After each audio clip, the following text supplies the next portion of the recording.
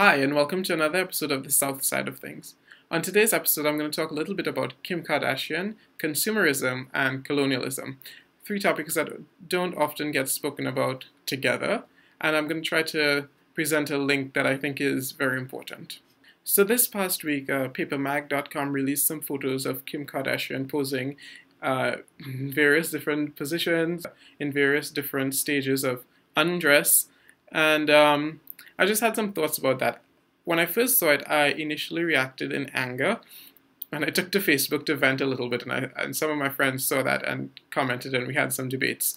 In retrospect now, I think I feel a bit more pity for her, and I'll explain why. So why I reacted in anger was because when I saw this, I thought this was just another celebrity that's showing us what beauty is supposed to look like. And I really didn't appreciate that.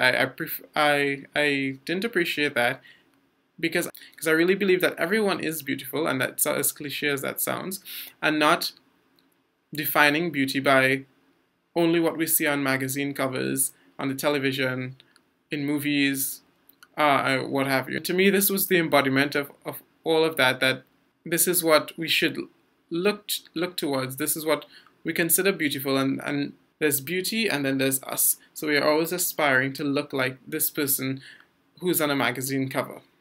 Yes, this is her body and she has every single right to flaunt it. That's not my decision to make.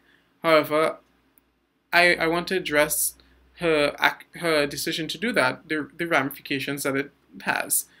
And this is by no means limited to Kim Kardashian. Like, the whole celebrity pantheon that we have is guilty of this, more or less.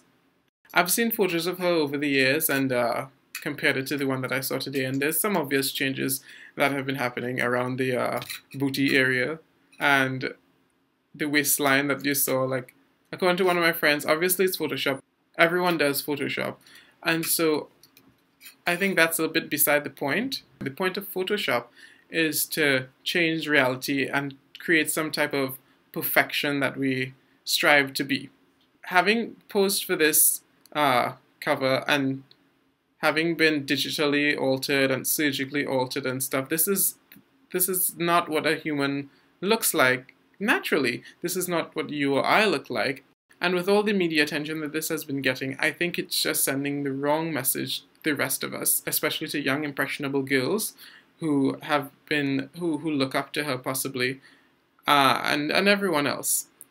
If it is that she's happy with her body now, then good.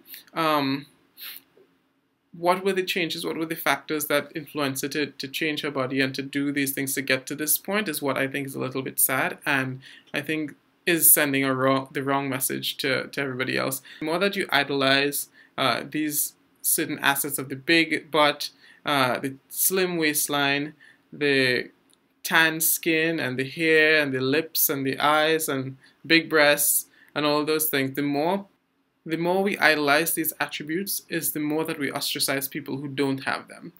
We should stop loving asses and start loving people.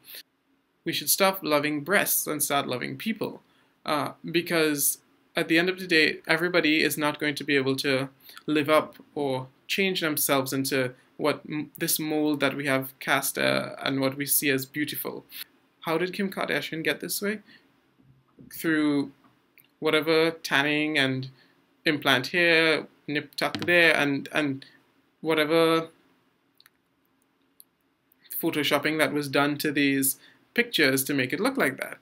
She's one of the most famous celebrities, being on the covers of magazines, having her own TV shows, having her businesses and all of that, and inevitably people will look up to her, want to try to look at her because we have labeled her beautiful. So what about the people who don't have money to change their appearance to look like her? Do we tell them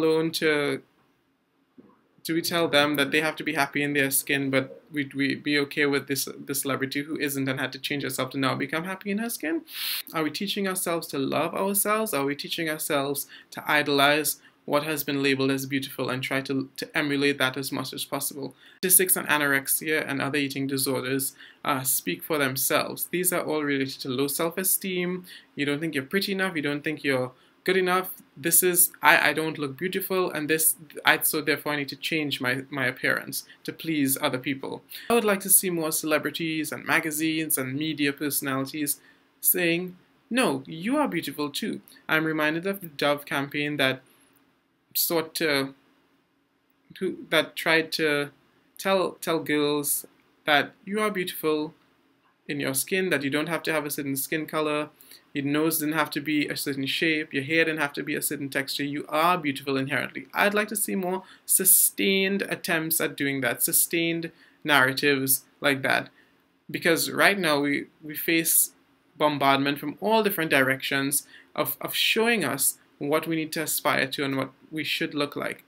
I think more we should pity than react in anger, as I have come to realize, because it is a thinking that you're not good enough, and you need to alter yourself to please people, to become beautiful in their eyes, and by extension in your eyes. On a personal note, I have gone through episodes in my life where I thought, just not too recently, where I thought that I wasn't good enough, I didn't like looking at myself in the mirror, and I actually bought skin lightening products because I was thinking, oh, you're too dark skinned, your hair is this way, why can't my hair be that way?